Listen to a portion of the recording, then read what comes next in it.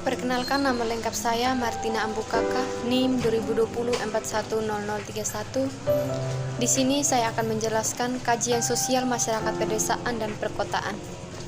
Masyarakat desa, secara awam masyarakat desa sering diartikan sebagai masyarakat tradisional dari masyarakat primitif atau sederhana.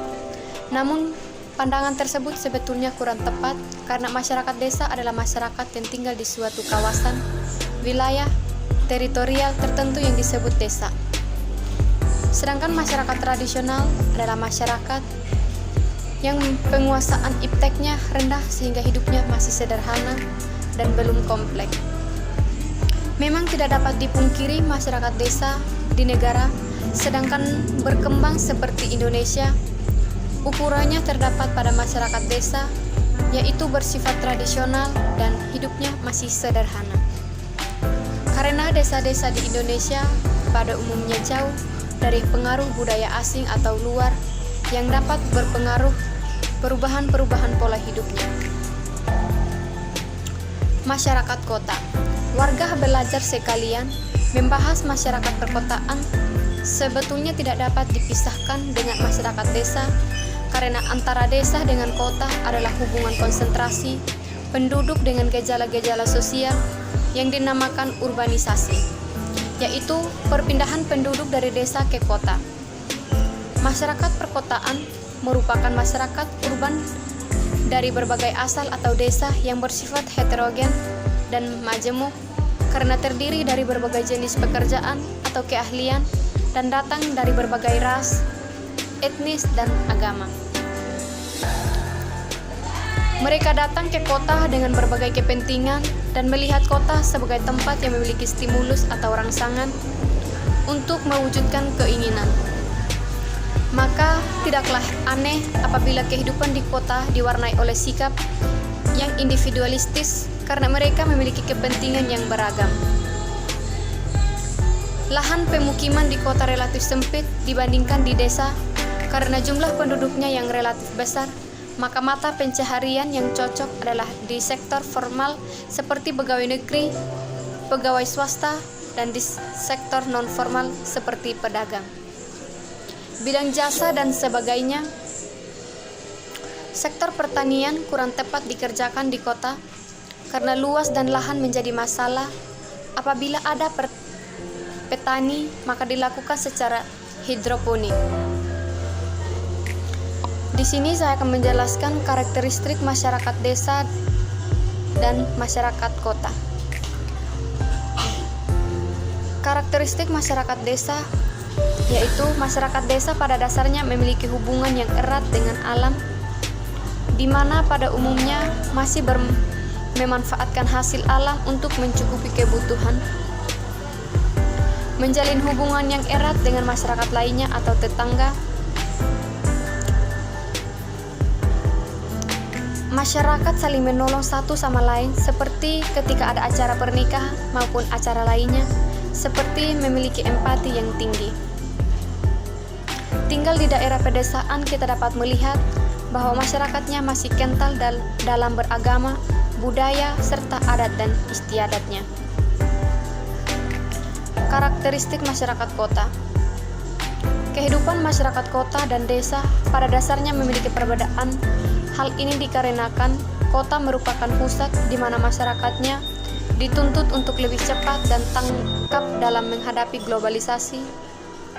Hal ini berdampak bagi karakteristik masyarakatnya, yaitu mereka akan lebih bersifat individualisme sehingga terkesan cuek terhadap sekitar. Menjadi masyarakat yang konsumtif serta memiliki ambisi yang tinggi. Hal ini dilakukan untuk meningkatkan status sosialnya serta karena ada persaingan antar masyarakat. Satu hal yang mempengaruhi karakteristik masyarakat desa adalah faktor geografis desa dan minimnya pengaruh dari masyarakat luar desa. Pentingnya pembangunan petani dan peternak dalam berbagai perspektif. Salah satu tujuan dari pembangunan pertanian adalah meningkatkan produksi pertanian. Untuk itu dibutuhkan pasaran dengan harga yang cukup tinggi untuk memasarkan hasil produksi tersebut guna mengembalikan biaya yang telah dikeluarkan petani dalam menjalankan usaha taninya, serta meningkatkan pendapatan petani. Pembangunan pertanian akan berhenti tanpa diikuti dengan perkembangan ilmu dan teknologi baru seperti penelitian, balai-balai pencobaan pemerintah, masalah-masalah yang seharusnya dipelajari, dan program penelitian dan pelatihan. Revolusi pertanian didorong dengan adanya perkembangan ilmu dan teknologi baru yang dapat mendukung kegiatan pertanian agar dapat meningkatkan produksi pertanian. Dalam menerapkan ilmu dan teknologi baru di bidang pertanian, perlu adanya alat-alat dan bahan-bahan untuk mendukung penerapan ilmu dan teknologi baru tersebut. Alat dan bahan yang digunakan harus dapat memberikan hasil produksi pertanian yang lebih tinggi dan mudah didapatkan oleh petani. Sektor peternakan memiliki peran penting dalam mewujudkan bangsa yang sejahtera dalam bidang perekonomian dan ketahanan pangan. Kebutuhan pangan dapat tercukupi salah satunya dengan sumber hewani atau hasil ternak. Di Indonesia, hasil ternak menjadi kebutuhan yang mendasar yang belum tercukupi secara mandiri. Hingga saat ini, harga produk peternakan belum dapat dijangkau masyarakat secara keseluruhan karena masih mahal.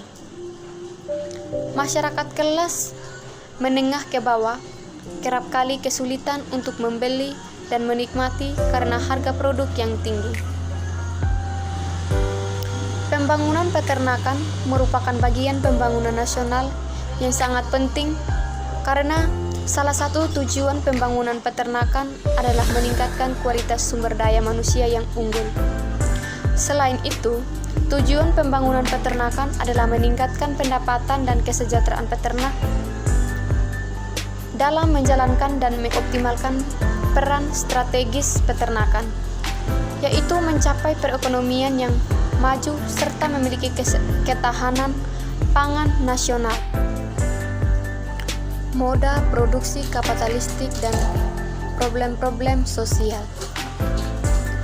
Perspektif materialisme memandang semua gejala kehidupan dengan penjelasan berbasis penguasaan faktor-faktor produksi seperti uang, sumber daya tanah, pabrik, perusahaan, dan lain-lainnya. Perspektif ini juga menerangkan bahwa perubahan sosial utamanya didorong oleh faktor-faktor material sebagai penyebabnya. Faktor material yang dimaksud adalah faktor ekonomi dan teknologi yang berkaitan dengan produksi ekonomi. Stratifikasi sosial adalah pembagian individu dan atau kelompok masyarakat dalam strata status sosial yang berbeda berdasarkan kedudukan sosial yang berlaku pada masyarakat tersebut. Indeks pembangunan manusia. Indeks pembangunan manusia merupakan suatu ukuran komposit yang mencerminkan pendapatan, harapan, dan kualitas hidup, serta pendidikan. Dengan demikian, indeks prestasi manusia merupakan atas 3 dimensi dalam dasar pengembangan atau pembangunan manusia. Yang pertama, harapan hidup dan kesehatan. 2, pengetahuan. Dan yang ketiga, kelayakan standar hidup.